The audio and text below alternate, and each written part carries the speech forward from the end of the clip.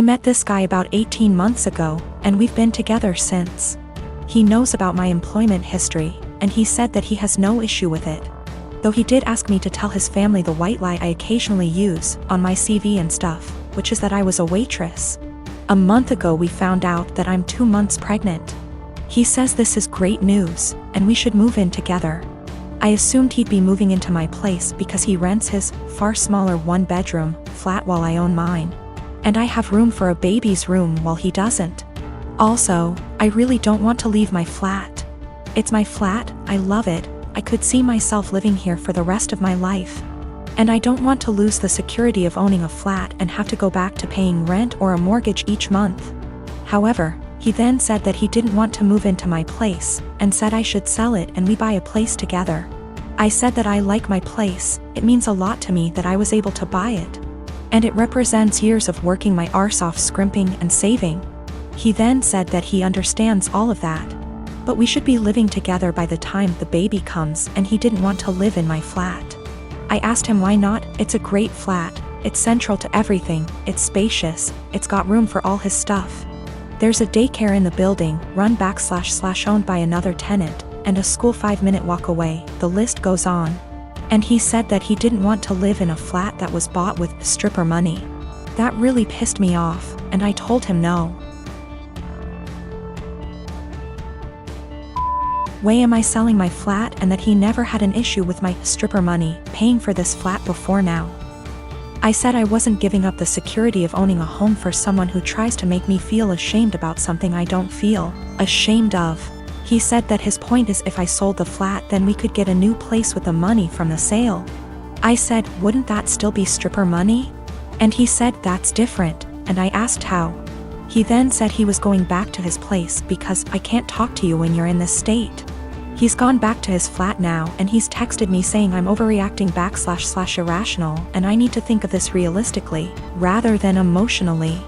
He says he wouldn't feel right raising a child in my flat knowing how I purchased it, and selling back / moving is the best idea of all of us, not to mention the fact he isn't on the deed because it's my place and it would never feel like our place because of this.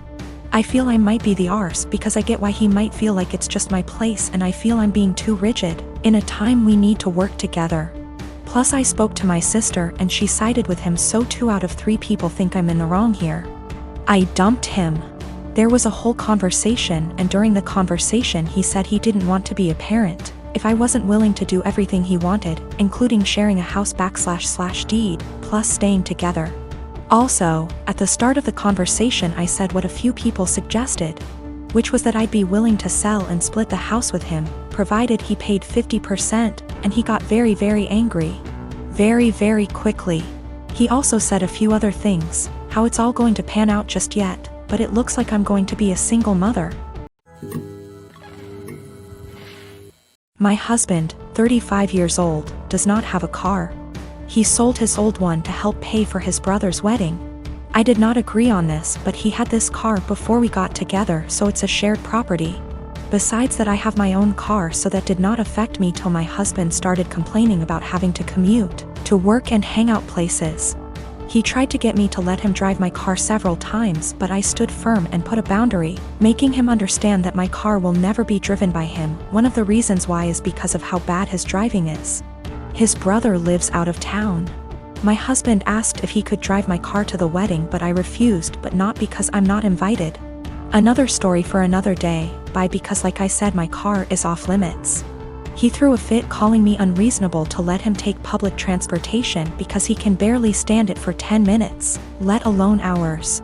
I said it wasn't my problem, which irritated him but made him stop arguing about it. The day that he was supposed to travel out of town, I woke at 10 a.m. and couldn't find my car key. I went outside and couldn't find my car either. I was beyond pissed. I called him, and like I expected, he took it and was on his way to the other town. I lost it and told him I gave him no permission to take it for a whole 5 days, and said that if he won't turn around with it and come home, then I'd call the cops and report it missing. His response was, "You wouldn't dare do it 'cause you know what would happen." I hung up on him, then immediately called the police and told them about my situation. I did not tell them my husband took it because they'd think it's a family dispute and decide to not get involved. I just reported it missing. 2 hours later, I got a call from my husband saying he was back in town and was being held at our local police station. I went to the station and talked to the cops. My husband made a scene there, swearing over and over that I gave him permission to take it and said I was acting out of jealousy and spite because he was going to attend a wedding that I was not invited to. I took my car and went home, but he had to stay a little longer. He came home in the evening and went on a rage fit about how I created an awful situation and almost caused him to miss his brother's wedding. He called me vindictive, bitter, and a lunatic to call the police on him and try to accuse him of stealing my car. He had to leave the same day to be able to be there with his family and decided to extend his stay, and he still hasn't gotten back yet. Right now his mom and brother are blasting me for what happened and calling me spiteful. My boyfriend and I have been together for 2 years. He's a good heart and is normally rational, but his one issue is that he expects to accompany me in every occasion, no matter how big or small. He even went with me to my ex-boyfriend's funeral after days of begging. Now my best friend got married few days ago. It was very small and only close family and friends were invited. My boyfriend couldn't come because of the +1 rule. He pitched a hissy fit saying my best friend has no respect for my relationship and was shocked when he learned that I was still going to attend. He told me that if he can't go, then I'm expected to not go as well, but that is my best friend and I had to respect her rules. He gave me an ultimatum: either we go together or I stay home with him. I ended up going cause again I respected my friend's rules. He was angry with me and kept calling the entire 2-hour drive, then stopped. Later I got a text from his friend telling me he, my boyfriend, got into an accident and was taken to the hospital. I freaked out. He gave me the address and I had to leave the wedding and told my friends why. I was crying the entire drive home and kept calling his friend but got no response. I arrived to the hospital and asked about my boyfriend, and they checked and told me he wasn't there. My anxiety reached 160% as I kept calling his friends one by one. I just went home and there he was, along with his friend. He saw me and said that he was sorry, but this was the only he can get me home after I left him alone. After the initial shock, I just blew up yelling at him about lying and making me leave my friend's wedding, and having me literally go to the hospital and freaking out cause of him. I kicked his friend out and we got into an argument. He kept talking about how much I love him, thus I left, which is my own doing, not his, and he was just trying to see if I really chose my friend's wedding over him. He then argued that my friend caused this and I shouldn't agree with her to exclude him. I said what he did was horrible and called him horrible and then went to my room. It was awful cause my friends kept calling to check in on him cause they thought he was really at the hospital. He said I overreacted and that I yelled at the wrong person. He has a history of mental health issues but got better the past few months. He also had a recent death in his family which really affected his health generally. So I live in a flat with 3 other people: childhood best friend, a guy from my uni course, and his cousin. For the most part we get along really well and rarely have disagreements. However, this has been a real point of contention lately. About 6 months ago I began a relationship with a guy I've known for a couple of years. I know it's still a fairly new relationship, but I really like him. He makes me really happy and we're pretty serious about each other. Up until recently, he would come visit me at my flat 3 to 4 times a week. This was mostly due to the fact that I have chronic fatigue and going on proper dates can be really challenging for me. Instead of going out to dinner or a film or whatever, we'd just chill in my room or the living room, watch TV and get takeout or cook together. I didn't really consult anyone about this, Bex to say. All the other flatmates have their partners over as often if not more so, and B, he rarely spends the night and usually leaves before 10 p.m. because of his work schedule. So the issue, 2 weeks ago, comes to me and tells me that I need to stop having my boyfriend over because it's starting to get annoying. I asked her why and she said it's irritating to have someone who doesn't live there skulking around all the time. I pointed out that her boyfriend sleeps over 3 nights a week and thus is here more often than mine, and she claimed that was different because they've been together for 11 years and are moving in together once her lease is up.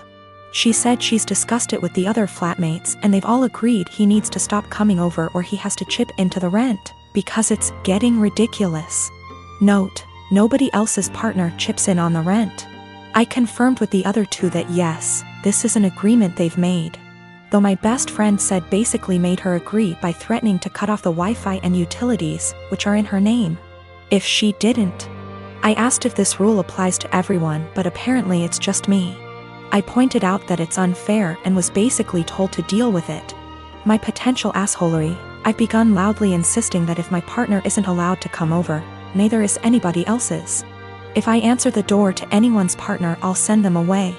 If I come home and someone's partner is there, I'll make a point to mention that I thought we weren't having partners who don't pay rent over anymore. I've asked boyfriend over and over how much rent he's paying and pretend to be affronted and make a fuss when he says he doesn't. Everyone's pretty pissed at me and is telling me I'm being unreasonable. I know I'm being petty, but I think it's unreasonable that there's one rule for me and another for everyone else, and I'm trying to make that point. Am I really the asshole here? Some questions people keep asking. If I knew of something my boyfriend was doing to be annoying / if anyone had told me that he was doing something, I'd have included it. I'm not aware of anything he does, and when I ask why I doesn't like him, I just get a shrug and just do. I will also state I'm bi, and she's never had an issue with any female partners I've had. We don't hang out in the living room much. We literally only use it if there's something we want to watch that I can't get on my bedroom TV and there's nobody else in there.